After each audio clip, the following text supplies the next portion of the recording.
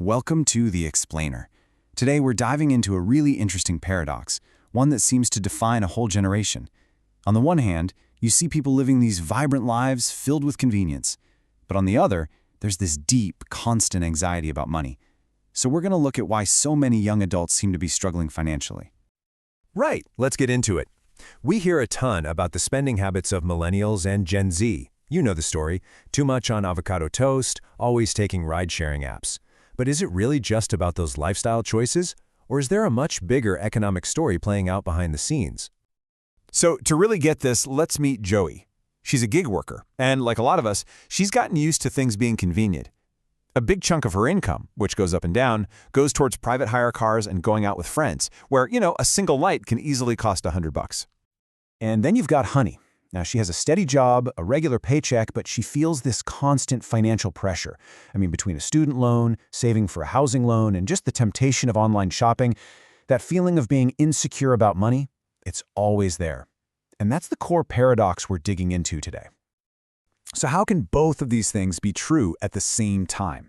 On one side, you've got spending that's all about convenience and what feels good right now. And on the other side, you've got this mountain of debt and this really crippling anxiety about money. Let's try and break that down. What's so fascinating here is you see two completely different financial situations, but they both lead to that same feeling of being squeezed. You have Joey, the gig worker, whose income is all over the place, making it almost impossible to save, so one unexpected thing, like a vet bill, can wipe out everything. And then there's Honey. She gets a steady salary, but it's pretty much all spoken for by massive, long-term debts like her student and housing loans. They're both kind of stuck, just for totally different reasons. Okay, so is this just a story about individual choices? Choosing a Grab instead of the bus, or buying that fancy makeup? Or is there something bigger going on, a huge external economic force that's putting pressure on an entire generation, no matter how they spend their money? Well, it turns out there is a massive economic pressure cooker, and its name is inflation. And this isn't just some background noise, it's a loud, unavoidable squeeze on everyone's budget. And it's hitting young people especially hard. In 2022, Singapore's inflation hit 7%. Now, to give you some perspective, that was the highest it had been in almost 14 years. That's a number you don't just read about, it's a number you can actually feel every single day. So what does 7% inflation really look like? Well, for a family of 5, it means that the exact same cart of groceries suddenly costs an extra $53 every single month. And that adds up really, really quickly. And if you're renting, the hit is even bigger. An average rent increase could be around $300 a month. That is a massive chunk out of a young person's budget. Money that could have gone into savings or paying off debt. Just gone. The really crucial thing to understand here is just how suddenly this all happened. For years, inflation was pretty stable. But then, after the pandemic, it was like this perfect storm hit. Global supply chains were a mess, making things hard to get. And at the same time, government support programs meant there was more money in the economy. The result? A sharp, really painful spike that basically changed the economic game overnight. And you can see the real-world impact right here in the numbers. A survey found that a staggering 90% of young adults feel personally affected by this. What's even more worrying is that nearly a third are spending more than they actually earn, and another third are leaning on credit just to get by. This is a generation really feeling the pressure. Okay, so if costs are going up and money is tight, how is everyone still spending? Well, this is where a really powerful combination comes into play. It's the psychology of how we shop, mixed with technology that's designed to make spending easier than ever.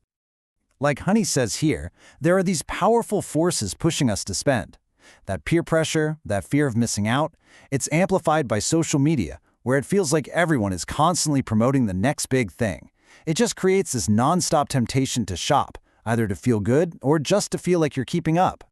And then you have the technology that basically weaponizes that temptation. Buy now, pay later, or BNPL. It's a payment system designed from the ground up to remove all the friction, all the immediate financial pain from a purchase, which makes it incredibly easy to just say yes. Let's look at how it actually works. Honey wants a $45 eyebrow pencil. So at the checkout, she chooses a BNPL service. Instead of paying the full $45, she only pays $15 right there on the spot. And this is the key. That $45 purchase is psychologically reframed. It doesn't feel like a $45 decision anymore. It feels like a small, manageable $15 payment. It totally changes the way you think. And while this super easy, frictionless model has caught on like wildfire, the amount of money spent through BNPL services in Singapore didn't just grow, it exploded. It jumped from $114 million in 2020 to $440 million in 2021. That's almost a four-fold increase in just 1 year. So naturally, this explosion in what's basically a new kind of easy credit has started a really serious debate. Is buy now, pay later a useful budgeting tool that helps people? Or is it a dangerous on-ramp to a cycle of debt, especially for young people who are maybe less financially experienced? What's so interesting here is that you have two completely different stories being told. On one side, financial experts are sounding the alarm. They're saying BNPL targets young people, encourages impulse buys, and hides risks like late fees, which are basically a form of interest. On the other side, the industry players are saying, hey, we're promoting responsible spending. Our business only works if people pay us back. But okay, what does the actual data tell us about how people are using this stuff? The numbers are pretty concerning. A survey found that among young adults who use BNPL, 7 out of 10 admit they spend more money each month because of it. And even more critically, 6 out of 10 are struggling to pay their monthly installments in full. So it suggests that instead of relieving financial stress, it might actually be creating more.